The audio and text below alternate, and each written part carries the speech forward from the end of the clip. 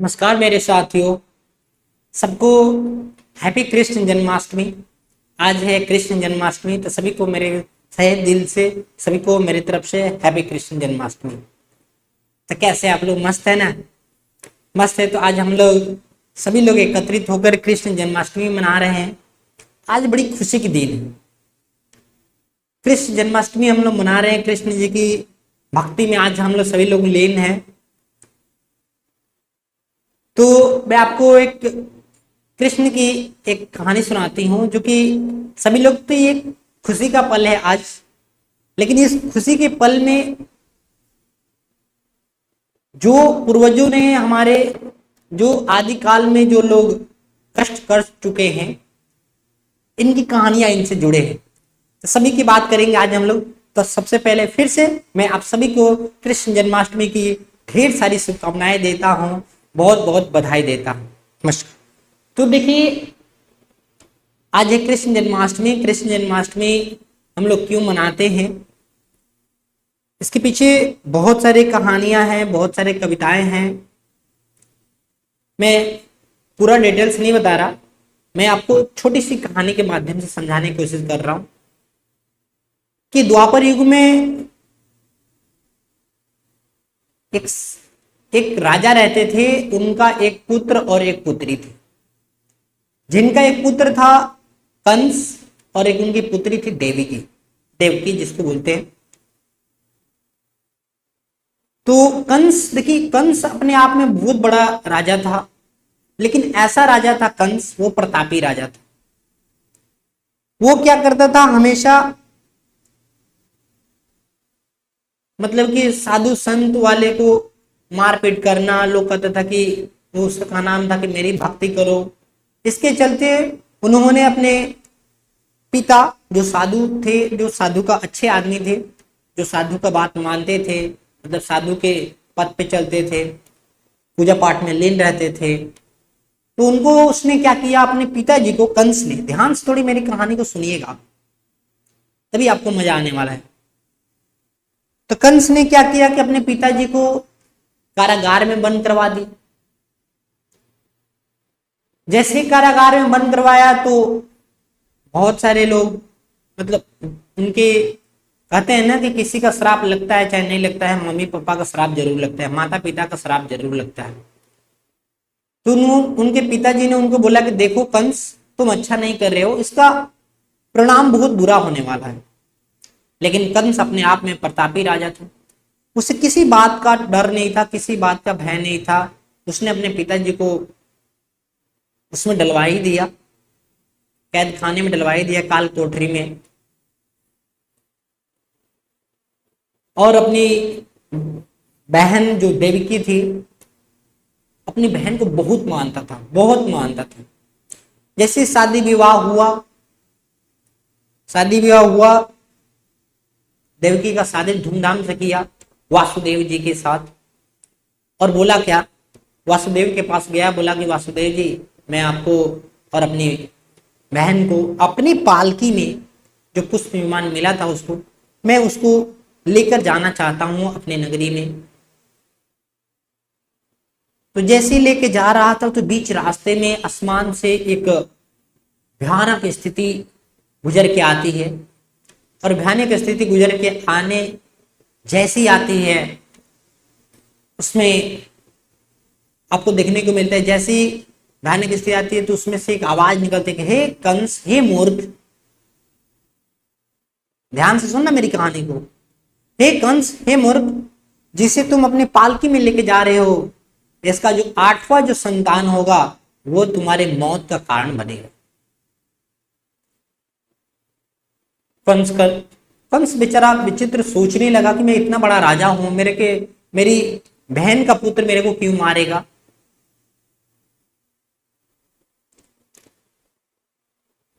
वो करके आसमान से वो आवाजें नील हट जाती है। कंस कहता है कि अच्छा ऐसा बात है, तो क्यों ना हम वासुदेव को ही मार दें। अपनी बहन को तो मार नहीं सकते देवकी को, तो क्यों ना हम वासुदेव को जी को ही मार दें। लेकिन जैसे ही वासुदेव जी को मारने के लिए आगे बढ़ा, तो उसकी बहन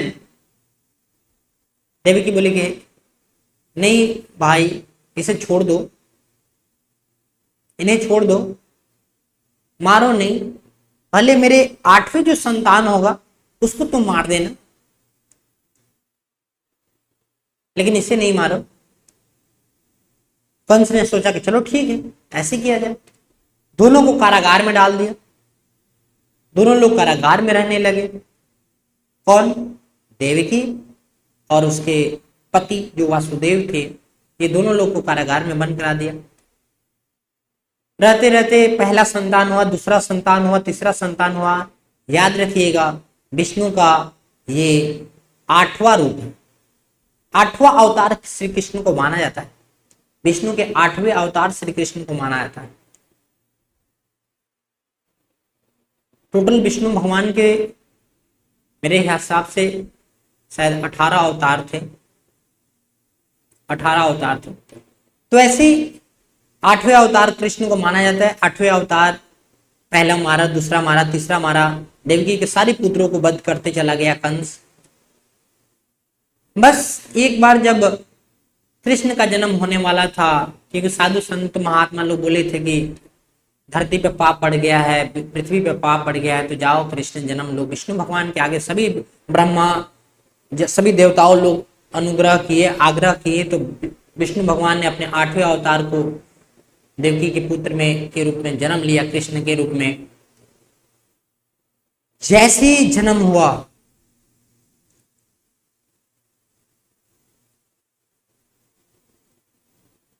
जैसे जन्म हुआ, सारी परिस्थितियां, सब लोग लीन हो गया, सब लोग सो गया। एक इधर देवकी का जन्म हुआ, उधर नंद जी की यहाँ एक मायावी पुत्री का जन्म, जो देवी का रूप है, एक पुत्री का जन्म हुआ। इधर कृष्ण का जन्म होता है देवकी का जेल में, कारागार में, और उधर मायावी देवकी का जन्म होता है। मायावी देवकी के पास भी एक पुत्री का जन्म हुआ, और कृष्ण भगवान विष्णु भगवान उसी कारागार में अवतार लेते हैं और कहते हैं कि हे वासुदेव, कृष्ण के पिता वासुदेव से, हे वासुदेव उठो, मैं तुम्हारी सारी बेड़ियां खोल रहा हूं, ऐसा काम करो, इस छोटे से बच्चे को उठाओ, कृष्ण को। यही है कृष्ण, यही इस राक्षस का, इस पाप का, इस अधर्म का नाश करेगा। उठो और इसको उठाओ, मैं तुम्हारी बेड़िया, सभी दरवाजे सभी खोलता हूं, तुम ले जाओ और इसे तुम देवकी के पास रख के आओ। सभी सिपाही सो गए थे, सभी कारागार खुल गए थे, हाथ का बेड़िया भी उनका खुल गया था। देवकी सोई हुई थी, क्योंकि एक माँ जगते में अपने बेटे को ले जाने नहीं देगी। इसके चलते पिता ने अपने सीने पे पत्थर रखते हुए अपने बच्चे को डाल में लिया, और डाल में लेने के बाद ले जाने लगे, अपने सिर पर उठाकर। सारी बेड़ियां खुल गई। तो आप चित्र के माध्यम से देख सकते हैं, ऐसे ही टोकरी में लिए और ले जाने लगे इनको, क्योंकि ये तो विष्णु के अवतार थे। इनके पीछे पीछे चल रहे हैं कौन? शेषनाग।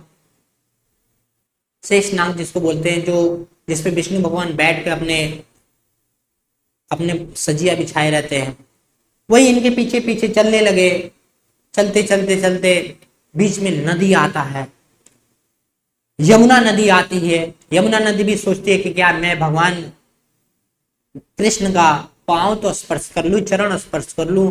पूरा पानी, वर्षा ऐसे ही पूरा होने लगता है।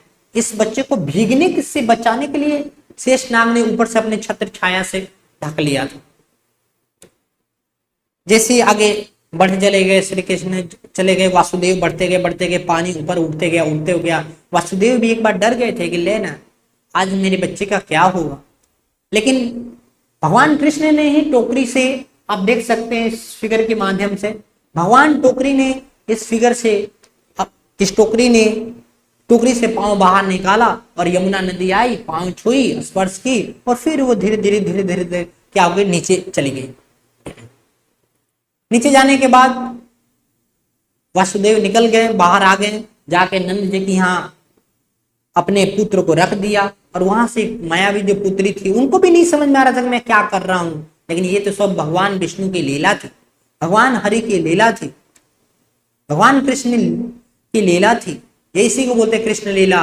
गए वहां पर रखे कृष्ण को, और वहां से मायावी जो देवी थी वहां से लिए और ले आकर फिर उसकी पुत्री के पास, अपनी पत्नी के पास यानी देवकी के पास रख दिए। और बोले कि जैसे रख दिया, फिर उसके हाथ में बेड़िया हो गई, फिर कारागार बंद हो गया, फिर सभी सिपाही लोग जग गए। जगने के बाद सब हो गया, तो फिर जैसे ही बच्चे के एक रोने की आवाज आई, वही जो पुत्री रखे थे, तो देवकी उठी, सभी साधु संत उठे, सॉरी जितने उनके कंस के सिपाही थे सब उठे, सब जागे, देखे कि अरे पुत्री का जन्म हुआ। गए अपने राजा के पास, बोले कि कंस राजा देखिए एक पुत्री का जन्म हुआ। कंस विचित्र हो गया, बोला कि नहीं, ऐसा तो हो ही नहीं सकता है कि पुत्री कहां से जन्म ले ली, यहां पुत्र को जन्म लेना चाहिए था, ऐसा नहीं हो सकता है। कहा कि खैर कोई बात नहीं। देवकी ने मना किया कि नहीं इसे नत मारिए, क्योंकि पुत्र होता तो आपकी जान लेता, ये तो पुत्री है, ये कहां से आपकी जान ले सकती है। बोला कि नहीं, ऐसा नहीं हो सकता है, हो सकता है कि पुत्री ही जान ले सकती है। लेकर गया उसको मारने के लिए, एक खाई में फेंकने के लिए लेकर गया, पटकने के लिए। वहां से मायावी लड़की देवी थी, प्रकट ली, मरी ने आसमान में जाकर उसको बोले कि हे दोस्त, हे कंस, जिसको तुम मार रहे हो, जो तुम्हारा वध करने वाला है, मेरे को मार के क्या करोगे? जो तुम्हारा जो वध करने वाला है वो जन्म ले चुका है इस धरती पर, बताए भी तो जाकर देख लो, वहां पल रहा है, बढ़ रहा है। कंस जानने लगा, अरे भाई ये कैसा हो गया, जगह जगह के बच्चों को मारने लगा। कृष्ण को भी मारने की बहुत सारे उसने तरकीबें अपनाई, लेकिन कृष्ण मरे नहीं। यही तो भगवान की लीला है। और अंत में श्री कृष्ण ने अपने मामा कंस की हत्या कर दी, मतलब कि वध कर दिया, हत्या नहीं बोल सकते, वध कर दिया। और वध करके इस पृथ्वी पर अधर्म का नाश करके धर्म का ज्योति जला दिए। तो इसी के रूप में हम लोग कृष्ण जन्माष्टमी मनाते हैं, कृष्ण जन्माष्टमी मनाते हैं। आप देख सकते हैं कृष्ण जी कितने अच्छे फिगर से अपने आड़िया को, क्योंकि उनको माखन बहुत ज्यादा पसंद था, ये कर रहे हैं। तो सभी को मेरे तरफ से कृष्ण जन्माष्टमी की ढेर सारी शुभकामनाएं, और नीचे कमेंट बॉक्स में बताना कि ये कहानी कैसी लगी। और एक बार अगर कहानी पसंद आई तो एक बार लाइक करना, शेयर करना, और अपने दोस्तों को भी सब्सक्राइब करने के लिए बोलना। तब तक के लिए नमस्कार, जय Shri Krishna, tata, bye bye, see you.